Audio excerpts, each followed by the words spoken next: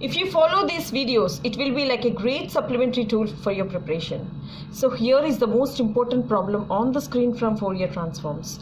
We have to find the Fourier transforms of f of x defined by f of x is equal to 1 if modulus of x less than a and 0 if modulus of x greater than a. And hence, we have to evaluate integral 0 to infinity sin t by p into dp. First, we have to start with the Fourier transformation of. So this is the Fourier transformation of a function. Fourier transformation of a function f of x is given by see f of small f of x is equal to capital F of p is equal to, this is minus infinity to plus infinity, f of x e power I p x into dx. So first of all, we have to calculate f of p. For finding f of p, see there is a rule here. So f of p is equal to, this is minus infinity to, here there are two limits a. So minus infinity to minus a, f of x e power I p x into dx plus minus infinity to plus a, f of x e power I p x into dx plus, so this is a2 plus infinity, f of x e power I p x into dx. So if you observe, there is no negative part. So there is no negative part at all. And here, so the positive value of f of x value is 0. And what remains here? So we have only one part as f of p is equal to minus a to plus a. So in between plus a to minus a, f of x value is 1. So this is 1 times of e power I p x into dx. So f of capital F of p is equal to, so integral ex is nothing but again e to the power of ipx. Here x is equal to 1, ip remains between the limits minus a to plus a. This is minus a to plus a. Now we have to substitute that one, that is f of p value is equal to e to the power of ipa by ip upper limit minus e power minus ipa. In place of x I have replaced minus a by, this is ip. So f of p is equal to, so e power ipa minus e power minus ipa by, this is ip. Now I'll multiply and divide with 2. So if I multiply and divide with 2, then f of p will become, see, f of p will become, this is, if I multiply and divide by 2, then this is going to become sine h of hyperbolic of ip into a. So we have another formula here. So that is sine of hyperbolic of ix can be written as I into sin x. So here there is a p here, ip. So capital F of p is equal to, so this is e power ip into, if I take this I common, this is I into sine of pa. If I cancel this p, then f of capital P will be, so f of p will be 2 sine pa by p. So what is the capital X, capital F of p value? That is 2 sine pa by p. See, I'll tell you once again. So here is the formula. The Fourier series of the function f of x is given by f of x. So which can be written as capital F of p minus infinity to plus infinity. So I have split it into minus infinity to minus a to plus a, and a to infinity. Here we have only one value here between minus a to plus a. The f of x value is 1. So that's why minus a to plus a f of x value is 1, e power ipx.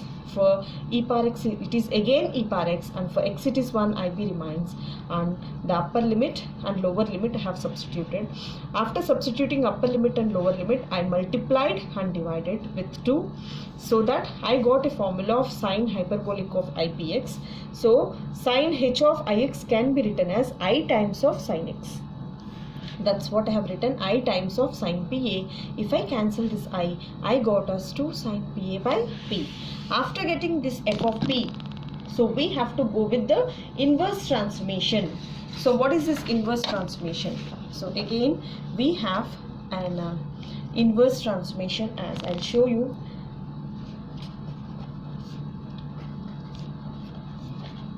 The inverse Fourier transform is nothing but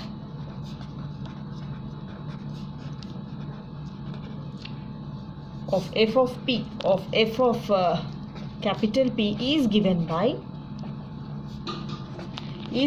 see, f of x is equal to 1 by 2 pi times of minus infinity to plus infinity capital F of P e power minus ipx into dp. So just now I have calculated capital F of P. So how I have calculated that capital F of P? That is 2 sine PA by P, which is equal to 2 sine PA by P. Now I will substitute the same thing here and I will calculate this one. Therefore f of x is equal to, see here, f of x is nothing but 1 by 2 pi times of integral minus infinity to plus infinity. Capital F of P is nothing but 2 sine PA by P e power minus ipx into dp.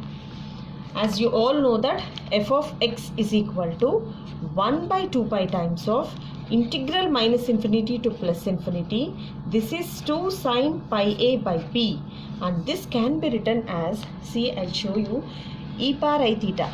E power minus I theta can be written as cos theta minus I sin theta. In the same process, I'll write this as cos of ipx. This is I into px. Sorry, px minus I sin px into dp. So now I'll multiply this one. So f of x will be 1 by 2 pi times of integral minus infinity to plus infinity, that is 2 sine PA into cos px by p into dp minus I times of, see this one, if I multiply inside it will be 2 sine PA sine px by p into dp.